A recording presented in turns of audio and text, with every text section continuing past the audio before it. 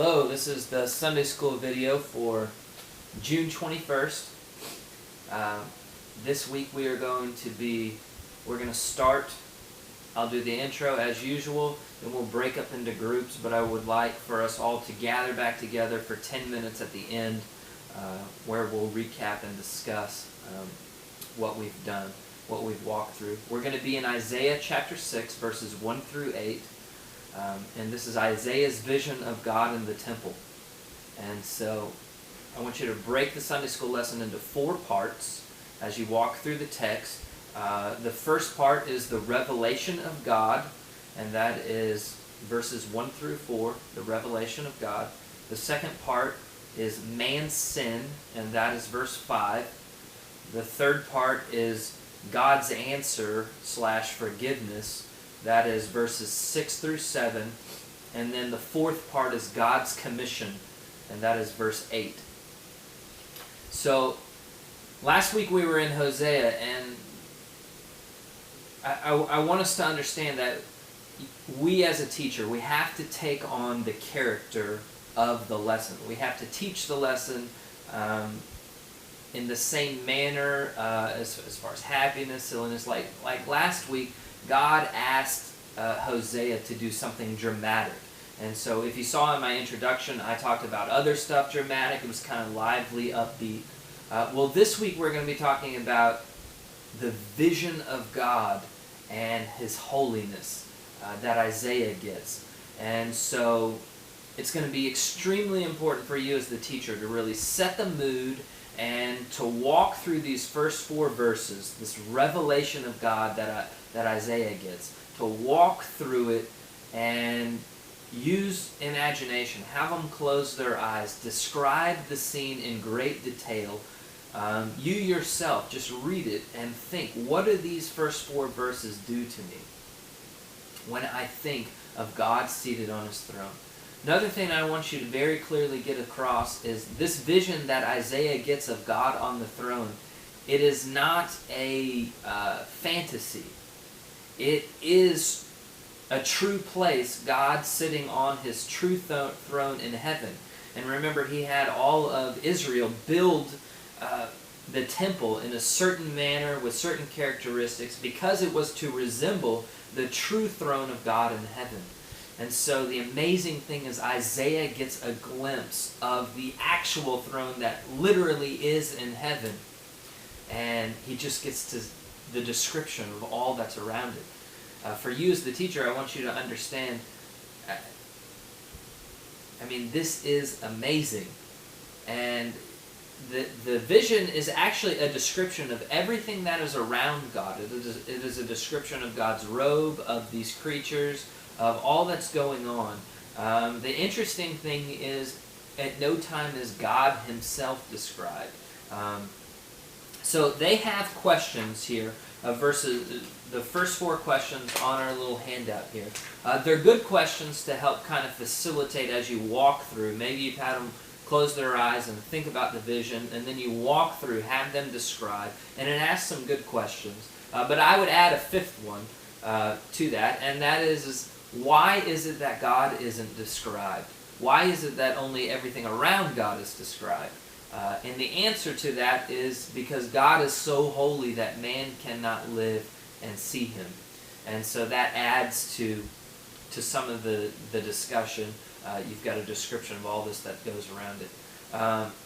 A similar event that occurred in Scripture, a revelation of God's holiness and man instantly be taken back is in Exodus chapter 3, verse 5, when Moses sees God in the burning bush and is instantly told to take off his shoes.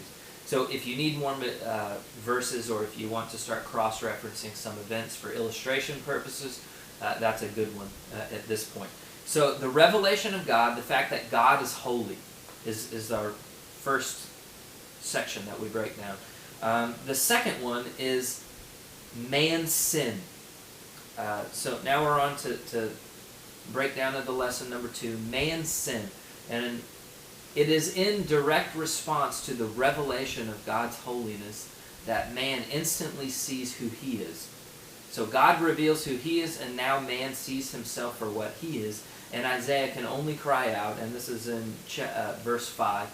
He just says, "Woe is me, for I am a man of unclean lips, and I live amongst a people of unclean lips." So stop, pause, really dive into this. Ask some questions. I want to say there's only one or two questions on this handout in regards to that. Romans 3:23 is another cross-reference verse if you want to look that up, if you want to tie that in. Or you yourself think of questions of sin. Get them thinking along the same lines of Isaiah, where he recognized and confessed his sin. Third part is God answers the response of Isaiah's confession of sin. And he does that by, he has the seraphim come down, take the coal, touch it to his lips, and the iniquity is removed. And this is in verses 6 and 7. What we need to concentrate on here is that God and God alone is the one who is offended by sin and is the only one that can forgive sin. Think of Jesus, whenever Jesus forgives sin in the Gospels, and the people instantly knew, wait a second, only God can forgive sins. How is it that Jesus can forgive sins? And then they got mad. They thought, well, they're going to stone him because he's forgiving sins. So understand that God and God alone is the one who can forgive sins, and he was the one that was offended. Now, after you've moved through all three parts, then the fourth part is God's commission. God is speaking to himself. This is an example of the Trinity in the Old Testament, where God is speaking to himself, and the question is raised, well, who will go for us? Who will go out and take this same vision that was just revealed here to Isaiah, and who will spread it out? Because God is wanting and desiring for all men to come to this revelation of who he is, to walk through this process. Revelation of God, that man has sinned, but God is the one that can forgive. I mean, this is the gospel in and of itself. And so who is going to go out? And then Isaiah responds. God says, who will we send out? And Isaiah says, well, you can send me. So the fourth part is, let's look at man's response. So we've walked through revelation of God, man's sin, God forgives, and then man responds, and man is commissioned. Man is acting. He does stuff in response to God. So walk through those four. If you want a cross-reference verse here, Matthew 28:19 is the Great Commission. You can cross-reference, use some analogies there if you want illustrations. So walk through that, and then again, we'll meet back together, and I will kind of funnel all this together and make some different points from what you're actually going to make from the text. So that should be it. So I'm praying for you guys, and again, let me just reiterate one more time. Set the mood, this vision. I want you yourself to be awestruck by this vision. Just get alone, read this vision, the first 4 verses, and you yourself be awestruck, and then remember that is how we need to teach it. And so be creative, have them close their eyes, describe the situation, do whatever you have to do, but get that awestruckness through. And I would also advise you yourself ask the question, because when I bring everybody back together, I'm going to ask people for their testimony of when has God revealed himself to you? And be thinking about that in your own life. When was it that God showed up in a unique, special, amazing way, where God gave you a vision, where God did something in your life, where God spoke to your heart, and you were awestruck by God? So be thinking of those personal stories. You can relay them in your message, and then you can also remind the entire group whenever we bring it back together. Okay, praying for you guys.